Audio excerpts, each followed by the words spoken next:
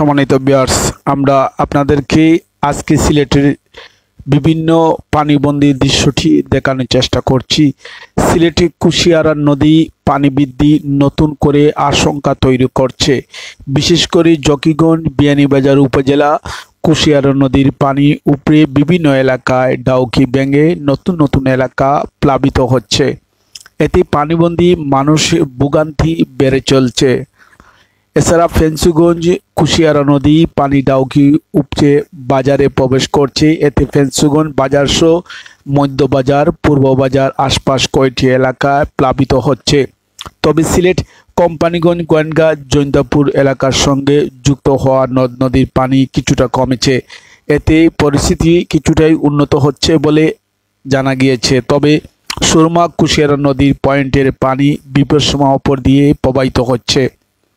সিলেট জেলা প্রশাসনের তথ্য অনুযায়ী তৃতীয় দফা সিলেটের 13টি উপজেলার সব কয়টি বিভিন্ন গ্রাম প্লাবিত হয়েছে। জেলায় 649টি আশ্রয়কেন্দ্রের মধ্যে 205টি আশ্রয়কেন্দ্রে 9,234 জন আশ্রয় নিয়েছেন। এছাড়া বাকিরা অনেকে বাসা বাড়িতে রয়েছে। আমরা দেখেছি সিলেটের নগরী শহরতলি বাদাঘাট টু বাইপাস সড়কে যে দৃশ্য, করুণ অবস্থা। পানি নামার সাথে সাথে রাস্তাঘাটের যে পরিস্থিতি এমন ভয়াবহ সৃষ্টি হয়েছে, খানাখন্দে ভরা রয়েছে পুরো রাস্তাগুলো। সম্মানিত ভিউয়ার্স, যেটি দেখতে পাচ্ছেন সেটি হচ্ছে বাদাঘাট বাইপাস সড়ক। সেই সড়কে খানাখন্দ রাস্তাগুলো সব উপড়ে গিয়েছে, পানি তলিয়ে নিয়েছে। রাস্তা একেবারে নষ্ট হয়ে নদীর সাথে বিলীন হয়ে গিয়েছে। দেখতে পাচ্ছেন যে হাওরে পানি রয়েছে, সেই হাওরের পানির দৃশ্য পুরো রাস্তাটি ভেঙে গিয়ে হাওরের সাথে পুরো খানাখন্দে ভরা রয়েছে। এমন তৃতীয়বারের মতো বন্যায় প্লাবিত হওয়ার কারণে অনেক রাস্তাঘাট নষ্ট হয়ে গিয়েছে। সম্মানিত ভিউয়ার্স, আসলে সিলেটে এই তৃতীয়বারের মতো বন্যার কারণে যে ক্ষতিগ্রস্ত হয়েছে, পানি উন্নয়ন বোর্ড নির্বাহী প্রকৌশলী দীপ রঞ্জন দাস জানান, গত কয়েকদিনে ভারতে চেরাপুঞ্জিতে ভারী বৃষ্টি হয়নি। সিলেট নদীগুলো পানি পরিপূর্ণ থাকায় উজানে পানি ধীরে ধীরে গতিতে প্রতিবাহিত হচ্ছে। চলমান বন্যায় সিলেটে 25 কিলোমিটার বাঁধ ক্ষতিগ্রস্ত হয়েছে, যা মেরামতের জন্য 8 কোটি টাকা ব্যয় হতে পারে। তবে বন্যায় পানি পুরোপুরি না নামলে এসব বাঁধের কাজে করা যাবে না, এমনটি জানিয়েছেন তিনি। আসলে সিলেট আবহাওয়া অফিস তথ্যে সিলেটে গত 24 ঘন্টায় 25.6 মিলিমিটার বৃষ্টিপাত রেকর্ড করা হয়েছে। তবে জুলাই মাস জুড়েই সিলেটে থেমে থেমে মাঝারি থেকে ভারী বৃষ্টি চলতে পারে বলে জানিয়েছেন আবহাওয়া অধিদপ্তর। পরিপূর্ণ থাকায় উজানে পানি ধীরে ধীরে গতিতে প্রবাহিত হচ্ছে। মূলত নদীর হাওরগুলো পানিতে পরিপূর্ণ থাকায় দীর্ঘস্থায়ী রূপ নিয়েছে সিলেটে বন্যার পরিস্থিতি, যার ফলে পানিবন্দী এলাকাগুলো মানুষের দুর্ভোগ ও ভোগান্তি আরও বেড়ে চলছে। পানি উন্নয়ন বোর্ড তথ্যের মতে শুক্রবার সন্ধ্যা 6টা পর্যন্ত সুরমা কুশিয়ারা নদী 5টি পয়েন্টের পানি বিপদসীমার ওপর দিয়ে প্রতিবাহিত হচ্ছে। সকাল পর্যন্ত 2 নদী 6টি পয়েন্টের পানি বিপদসীমার ওপর দিয়ে প্রতিবাহিত হচ্ছিল। গত 72 ঘন্টায় বৃষ্টিপাতের পরিমাণ কম থাকলে শুক্রবার 5 জুলাই সারাদিন 3 থেকে 6 মিলিমিটার করে কমেছে সিলেটের মধ্যে বয়ে চলছে নদ নদীর পানি। সিলেটের চলমান বন্যার পরিস্থিতি কিছুটা উন্নত হচ্ছে।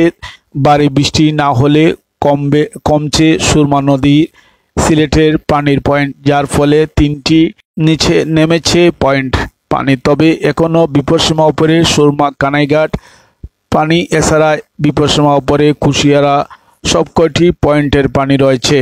সম্মানিত ভিউয়ার্স, যেটি দেখতে পাচ্ছেন বাদাঘাট বাইপাস সড়ক, যে সড়কে খানাখন্দে ভরা রয়েছে, যেই সড়কের দৃশ্যটি আপনারা দেখতে পাচ্ছেন সেটি হচ্ছে সিলেট বাদাঘাট টু বাইপাস সড়ক। সেই সড়কে পুরো রাস্তা ভেঙে গিয়েছে এবং খানাখন্দে ভরা। দেখতে পাচ্ছেন এটি গাড়ি মাল নিয়ে কিভাবে রিস্ক নিয়ে যাচ্ছে পানির মধ্যে।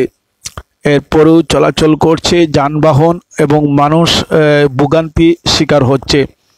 দেখতে পাচ্ছেন পানি আর পানি, শুধু যেদিকে তাকাই সেদিকে পানি আর পানি দেখা যাচ্ছে। আসলে সিলেটে যেই বন্যা সৃষ্টি হয়েছে অতি পাহাড়ি ঢল আর সিলেটে ভারী বৃষ্টির কারণে এই বন্যা সৃষ্টি হয়েছে। আর বন্যার ফলে রাস্তাঘাট, বিভিন্ন মানুষের ঘরবাড়ি, আসবাবপত্র নষ্ট হয়ে গিয়েছে।